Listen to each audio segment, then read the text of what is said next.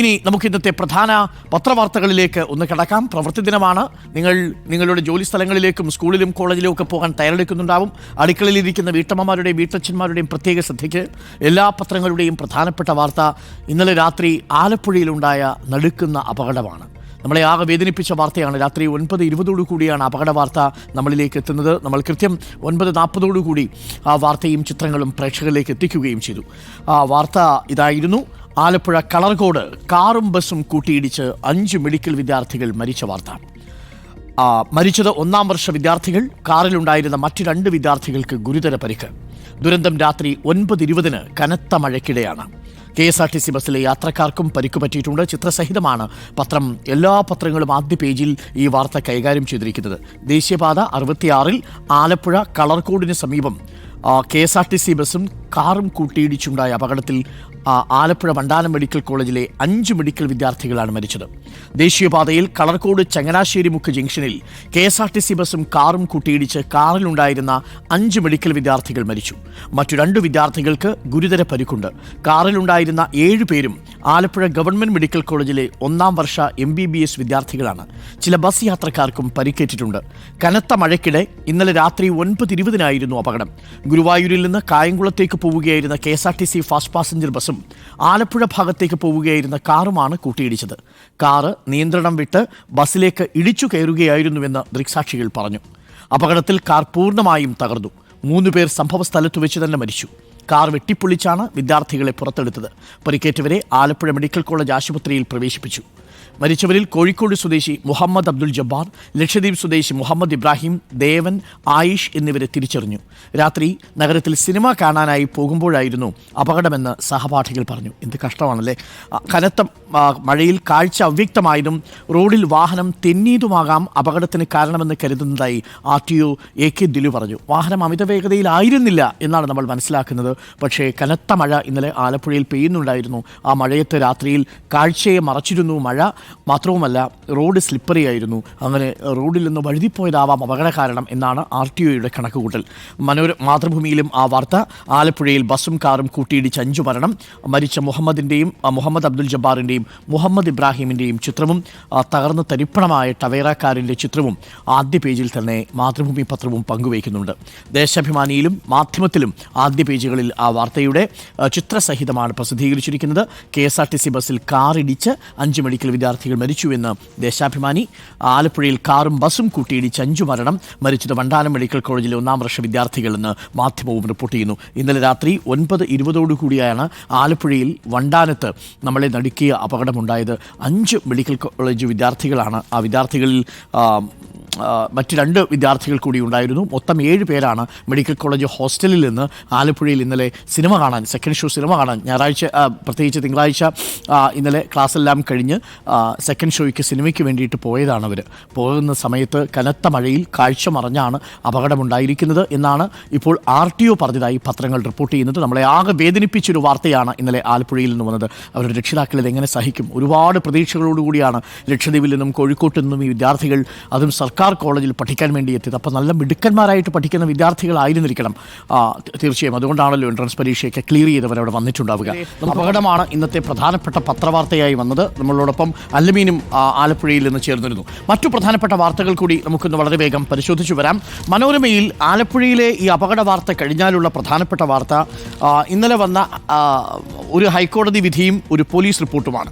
ഹൈക്കോടതി വിധി സുപ്രീം കോടതിയുടേതായിരുന്നു.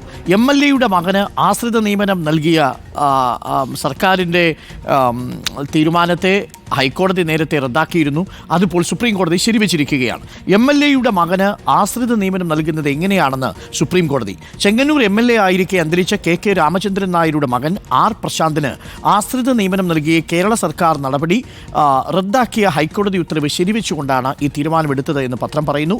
നിയമനത്തിനെതിരെ ഹൈക്കോടതിയെ സമീപിച്ച പാലക്കാട് സ്വദേശി M അശോക് കുമാർ സുപ്രീം കോടതിയിൽ ഹർജി നൽകിയിരുന്നു. ആ ഹർജിയുടെ അടിസ്ഥാനത്തിൽ R പ്രശാന്തിന്റെ നിയമനം റദ്ദു ചെയ്ത ഹൈക്കോടതി നടപടി ശരിവെച്ചിരിക്കുകയാണ്. വരികയാണ്. മാത്രവുമല്ല സുപ്രീം കോടതി ചോദിച്ചു, എങ്ങനെയാണ് ഒരു MLA-യുടെ മകന് ആശ്രിത നിയമനം നടത്താൻ MLA-യുടെ മകന് ആശ്രിത നിയമനം കൊടുക്കുക, അതും പൊതുമരാമത്ത് വകുപ്പിൽ ഗസറ്റഡ് റാങ്കിൽ കൊടുക്കുന്നു, സൂപ്പർ ന്യൂമററി തസ്തിക സൃഷ്ടിച്ചുകൊണ്ട്, അതെങ്ങനെ സാധ്യമാകും എന്നാണ് സുപ്രീം കോടതി ചോദിച്ചത്. അത് സർക്കാരിന് കനത്ത പ്രഹരമാണ്. 2018 ജനുവരി മാസം 24-ാം തീയതിയാണ് ഇങ്ങനൊരു തീരുമാനം അന്ന് ഒന്നാം പിണറായി സർക്കാരിൻ്റെ മന്ത്രിസഭ എടുക്കുന്നത്. ആ തീരുമാനം അന്നേ തന്നെ വിവാദമായിരുന്നു.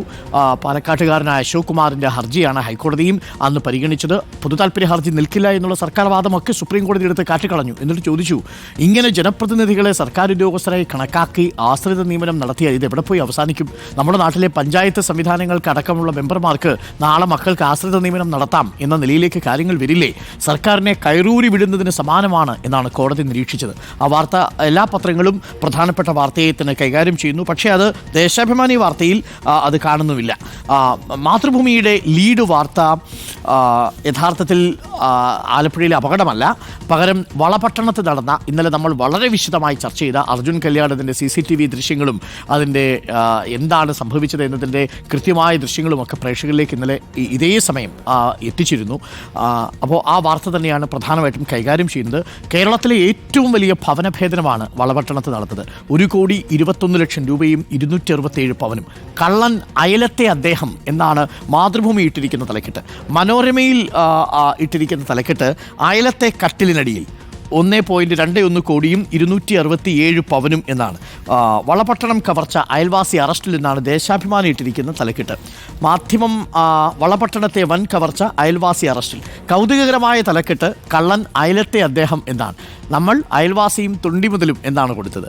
വളപട്ടണം മന്നയിലെ അരിമൊത്ത വ്യാപാരി KP അഷറഫിൻ്റെ വീട്ടിൽ കവർച്ച നടത്തിയ കേസിലെ പ്രതി അയൽക്കാരനായ CP ലിജേഷ്, 45 വയസ്സ്, ഞായറാഴ്ച രാത്രി അറസ്റ്റിലായി. ലിജേഷിൻ്റെ വീട്ടിൽ നിന്ന് 1,21,43,000 രൂപയും 267 പവൻ സ്വർണ്ണാഭരണങ്ങളും അന്വേഷണ സംഘം കണ്ടെടുത്തു. ലിജേഷ് ഒറ്റയ്ക്കാണ് കവർച്ച നടത്തിയതെന്ന് പോലീസ് പറഞ്ഞു. പണവും സ്വർണ്ണാഭരണങ്ങളും കിടപ്പുമുറിയിലെ കട്ടിലിനടിയിൽ പ്രത്യേകം തയ്യാറാക്കിയ അറയിൽ സൂക്ഷിച്ച നിലയിലായിരുന്നു. വളപട്ടണത്തെ ചിലന്തിവല, CCTV, പിന്നെ വിരലടയാളം എന്ന പേരിൽ ആ അന്വേഷണത്തെ വളരെ ഉദ്വേഗജനമാക്കുന്ന രീതിയിൽ പത്രം എന്തൊക്കെയാണ് നടത്തിയത് എന്നുള്ളതിനെക്കുറിച്ച് പറയുന്നുണ്ട്. ഇങ്ങനെയാണ്: വളപട്ടണത്തെ കവർച്ച പുറത്തറിഞ്ഞ് 2-ാം ദിനം പോലീസ് ലിജേഷിൻ്റെ വീട്ടിലെത്തിയിരുന്നു. മുറിക്കുള്ളിൽ നിന്ന് പുറത്തെത്തി ലിജേഷ് പോലീസിൻ്റെ ചോദ്യങ്ങൾക്ക് മറുപടി നൽകി. തലമുടിയിൽ ചിലന്തിവല കുരുങ്ങിക്കിടക്കുന്നത് SIP ഉണ്ണികൃഷ്ണൻ ശ്രദ്ധിച്ചു. കവർച്ച മുതൽ സൂക്ഷിക്കാൻ കട്ടിലിനടിയിൽ തയ്യാറാക്കിയ പ്രത്യേക അറയിലേക്ക് അന്വേഷണമെത്താൻ കാരണവും ആ ചിലന്തിവലയാണ്. നോക്കൂ, ആ ഒബ്സർവേഷനാണ് യഥാർത്ഥത്തിൽ തൊണ്ടിമുതൽ എവിടെയാണ് എന്നത് കണ്ടെത്താൻ. ഇല്ലെങ്കിൽ ആ വീട് മുഴുവൻ തപ്പിയാലും ആ തൊണ്ടിമുതൽ കിട്ടുമായിരുന്നില്ല. കട്ടിലിനടിയിൽ പ്രത്യേകം ഉറപ്പിച്ച അറയിലായിരുന്നു. അപ്പോൾ അത് കണ്ടു കിട്ടണമെങ്കിൽ കട്ടിൽ തിരിച്ചിടണം. കട്ടിൽ തിരിച്ചിട്ടിട്ട് അതിൻ്റെ അറ പരിശോധിക്കണം. സാധാരണ ചിലപ്പോൾ അങ്ങനെ ചെയ്യണം എന്ന് നിർബന്ധമില്ല. CCTV ക്യാമറകളിൽ സംശയിക്കാൻ മാത്രം വ്യക്തതയുള്ള ദൃശ്യങ്ങൾ വീട്ടിൽ നിന്ന് കിട്ടിയിരുന്നതുമില്ല. എന്നാൽ കവർച്ച നടത്തി പൊന്നും പണവും വീട്ടിൽ കൊണ്ടുവച്ചതിന് ശേഷം 5 മിനിറ്റിനുള്ളിൽ 2-3 വട്ടം അഷറഫിൻ്റെ വീടിന് പരിസരത്തേക്ക് വന്നിരുന്നു. ആ ദൃശ്യങ്ങളാണ് പോലീസിന് മുന്നോട്ട് നയിച്ചത്. ദൃശ്യങ്ങൾ പതിയായിരിക്കാൻ ഒരു ക്യാമറ ലിജേഷ് തിരിച്ചു വെച്ചിരുന്നു.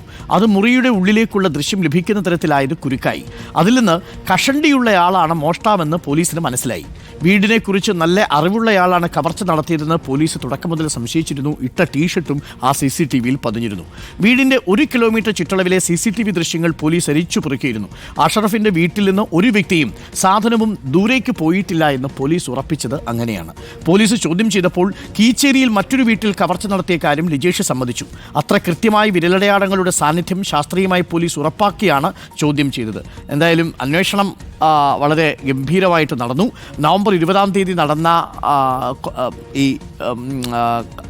മോഷണം അത് പിന്നീട് 4 ദിവസം കഴിഞ്ഞ് പോലീസിലേക്ക് പരാതിയായിട്ട് എത്തുന്നു.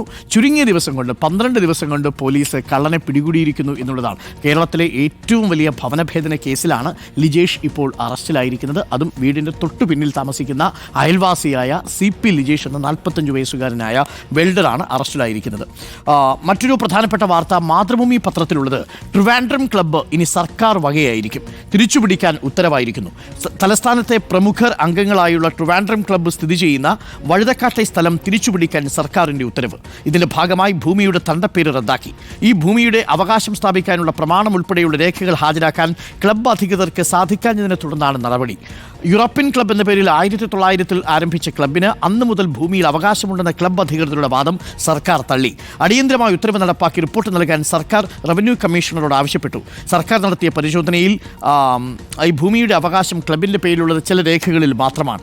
ചാരിറ്റബിൾ രജിസ്ട്രേഷൻ ആക്ട് പ്രകാരം പ്രവർത്തിക്കുന്ന ട്രിവാൻഡ്രം ക്ലബിൻ്റെ ബാർ ലൈസൻസ് റദ്ദാക്കണമെന്നാവശ്യപ്പെട്ട് അജി പെരിങ്ങമല എന്ന വ്യക്തി ഹൈക്കോടതിയെ സമീപിച്ചതാണ് ക്ലബിൻ്റെ രേഖകൾ പരിശോധിക്കാൻ ഇട നൽകിയത്. നല്ല പണിയാണ് ട്രിവാൻഡ്രം ക്ലബിന് കിട്ടിയിരിക്കുന്നത്. ശാസ്ത്രമംഗലം വില്ലേജിൽപ്പെട്ട 2.25 ഏക്കറുണ്ട്. ഈ ഭൂമിയുടെ അവകാശം സ്ഥാപിക്കാനായി ക്ലബ്ബ് അധികൃതർ 1902 ഒരു കരാർ ഹാജരാക്കി. ഇതിൽ ഈ ഭൂമി താൽക്കാലികമായി വാടകയ്ക്ക് സ്വന്തമാക്കിയതെന്നാണ് സർക്കാർ കണ്ടെത്തിയിരിക്കുന്നത്. സ്വാതന്ത്ര്യത്തിന് മുൻപ് പ്രവർത്തിച്ചിരുന്ന യൂറോപ്യൻ ക്ലബിൻ്റെ പിന്തുടർച്ചാ അവകാശം 1991 രജിസ്റ്റർ ചെയ്ത ട്രിവാൻഡ്രം ക്ലബിന് ലഭിക്കില്ലെന്നും സർക്കാർ വിലയിരുത്തി. ഇതിനു മുൻപ് ഗോൾഫ് ക്ലബിൻ്റെ ഭൂമി സർക്കാർ ഏറ്റെടുത്തിരുന്നു. ട്രിവാൻഡ്രം ക്ലബിന് ലക്ഷങ്ങൾ കൊടുത്ത അംഗങ്ങളായ സുഹൃത്തുക്കളെയൊക്കെ നമുക്കറിയാം. 10, 20, 25 ലക്ഷമൊക്കെ കൊടുത്താണ് ട്രിവാൻഡ്രം ക്ലബിൽ അംഗങ്ങളാവുന്നത്. ഒരു ബാർ ലൈസൻസും അവിടെ ഉണ്ടായിരുന്നു. സ്വകാര്യമായി അവിടുത്തെ ബിസിനസ്സുകാർക്കും പ്രമാണിമാർക്കും ഒക്കെ പോയി അല്പം വീശാനും റെസ്റ്റ് എടുക്കാനും ഒക്കെ പറ്റിയ സ്ഥലം. പിന്നെ കല്യാണമൊക്കെ നടക്കാൻ വലിയ പ്രമുഖരുടെ പ്രമാണിമാരുടെ മക്കളുടെയൊക്കെ കല്യാണം നടത്തിയിരുന്നതും ഈ ട്രിവാൻഡ്രം ക്ലബിലാണ്. ആ ട്രിവാൻഡ്രം ക്ലബിൻ്റെ ഭൂമി ഇനിയിപ്പോൾ സർക്കാർ ഏറ്റെടുക്കാൻ പോകുന്നു. ഇനി സർക്കാർ അത് എന്ത് ചെയ്യും എന്നുള്ളതാണ് നമ്മൾ കൗതുകപൂർവ്വം കാത്തിരിക്കുന്നത്. സർക്കാരിന് വലിയ കൺവെൻഷൻ സെൻ്ററായിട്ടൊക്കെ അത് മാറ്റാം. തൊട്ടടുത്താണ് ടാഗോർ തിയേറ്റർ. അപ്പോൾ അതുകൊണ്ട് തന്നെ ഈ ഫെസ്റ്റിവൽ സമയത്തൊക്കെ വലിയ ആഘോഷങ്ങളൊക്കെ നടത്താൻ പറ്റിയ സ്ഥലമായി ട്രിവാൻഡ്രം ക്ലബ്ബ് മാറും. ഞങ്ങളൊക്കെ വിചാരിക്കുന്നത് അത് KTDCക്ക് കൊടുത്താൽ വലിയ ഹോട്ടൽ സമുച്ചയങ്ങളായിട്ടൊക്കെ തന്നെ അതിനെ മാറ്റാം, അതിഥികളെ സ്വീകരിക്കാനുള്ള സ്ഥലമാക്കി മാറ്റാൻ സാധിക്കുമെന്നുള്ളതാണ്. അപ്പോൾ ലക്ഷങ്ങൾ കൊടുത്ത അംഗങ്ങളുടെ അവസ്ഥയൊന്ന് ആലോചിച്ച് നോക്കി. ആ പണം ഇനി ആര് തിരിച്ചു കൊടുക്കും? അതൊക്കെ അവിടുത്തെ വികസന പ്രവർത്തനങ്ങൾക്ക് വേണ്ടി ഉപയോഗിച്ചിട്ടുണ്ടാവില്ലേ? എന്തായാലും ട്രിവാൻഡ്രം ക്ലബിൻ്റെ ഭൂമി സർക്കാർ ഏറ്റെടുക്കുന്നു എന്നൊരു വാർത്ത കൂടി ഇന്നിപ്പോൾ പത്രങ്ങളിൽ വന്നിട്ടുണ്ട്. ഒരു വാർത്ത കൂടി ഞാൻ പ്രേക്ഷകരുമായി പങ്കുവയ്ക്കാം. ദേശീയ വാർത്തയാണ്. ഹിന്ദുവിൽ പ്രധാനപ്പെട്ട ലീഡ് വാർത്തയായി കൊടുത്തിരിക്കുന്നത് പാർലമെൻറ്റിലെ ലോക് ജാം അവസാനിച്ചിരിക്കുന്നു എന്നുള്ളതാണ്. പാർലമെൻറ്റിൽ സ്തംഭനാവസ്ഥയായിരുന്നു കഴിഞ്ഞ കുറച്ച് ദിവസങ്ങളായി. ഈ വിഷയത്തിൽ ലോക് ജാം എൻഡ്സ്, പാർലമെൻറ്റ് ടു ഡിബേറ്റ് കോൺസ്റ്റിറ്റ്യൂഷൻ, ഭരണഘടനയെക്കുറിച്ച് ചർച്ച ചെയ്യാൻ വേണ്ടി തീരുമാനിച്ചിരിക്കുന്നു. പകരം കോൺഗ്രസ് അദാനി വിഷയം സഭയിൽ ഉന്നയിച്ചുകൊണ്ട് സഭ തടസ്സപ്പെടുത്തില്ല എന്ന് ഇന്നലെ സ്പീക്കർ വിളിച്ചു ചേർത്ത സമ്മേളനത്തിൽ തീരുമാനിച്ചിരിക്കുന്നു. ഏറ്റവും പ്രധാനപ്പെട്ട കാര്യം, at meeting called by speaker, ruling side agrees to allow certain controversial topics to be raised during zero hour. Congress decides not to cause any disruption over Adani indictment issue. Adani വിഷയത്തിൽ സഭ സ്തംഭിപ്പിക്കാനില്ല എന്ന് കോൺഗ്രസ് ഇന്നലെ തീരുമാനമെടുത്തു. കോൺഗ്രസിനുള്ളിൽ തന്നെ ഒരു വിഭാഗത്തിന് വിയോജിപ്പുണ്ടായിരുന്നു. തൃണമൂൽ കോൺഗ്രസും സമാജ്വാദി പാർട്ടിയും അടക്കമുള്ളവരും ഇന്ത്യ മുന്നണിയിലുള്ള പല പ്രധാന കക്ഷികളും അദാനി വിഷയം ഉയർത്തി സഭ സ്തംഭിപ്പിക്കുന്നതിനോട് വിയോജിപ്പ് രേഖപ്പെടുത്തിയിരുന്നു. പ്രതിപക്ഷ നിരയിൽ ഒരു വിള്ളലുണ്ടാക്കാൻ കേന്ദ്ര സർക്കാരിന് സാധിച്ചു എന്നാണ് ഇന്നലത്തെ മീറ്റിംഗിൽ നിന്ന് നമുക്ക് മനസ്സിലാവുന്നത്.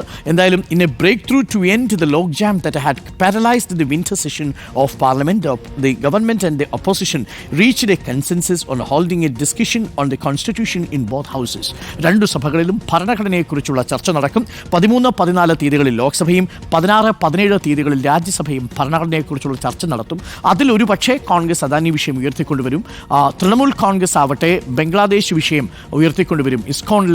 ഇസ്കോൺ സന്യാസിമാരെ അറസ്റ്റ് ചെയ്തതും അതുമായി ബന്ധപ്പെട്ട് ഹിന്ദു മതത്തിൽപ്പെട്ടവർക്കെതിരെ ബംഗ്ലാദേശിൽ നടക്കുന്ന അതിക്രമവുമാണ് തൃണമൂൽ കോൺഗ്രസ് സഭയിൽ ഉന്നയിക്കുക. സമാജ്വാദി പാർട്ടി സംഭാൽ വിഷയവും സഭയിൽ ഉന്നയിക്കുമെന്നാണ് മനസ്സിലാക്കാൻ സാധിക്കുന്നത്. ഒരു കാര്യം ഇന്നലെ വ്യക്തമായി, പ്രതിപക്ഷ നിരയിൽ ഐക്യമില്ല എന്നുള്ളത് സർക്കാരിന് കൂടി ഇന്നലെ ബോധ്യപ്പെട്ടതായിരുന്നു സ്പീക്കർ വിളിച്ചു ചേർത്ത സർവകക്ഷി യോഗം. അപ്പോൾ പ്രിയപ്പെട്ട പ്രേക്ഷകരെ, ഇതൊക്കെയാണ് ഇന്നത്തെ പ്രധാനപ്പെട്ട പത്രവാർത്തകളിൽ നിറഞ്ഞു നിൽക്കുന്നത്.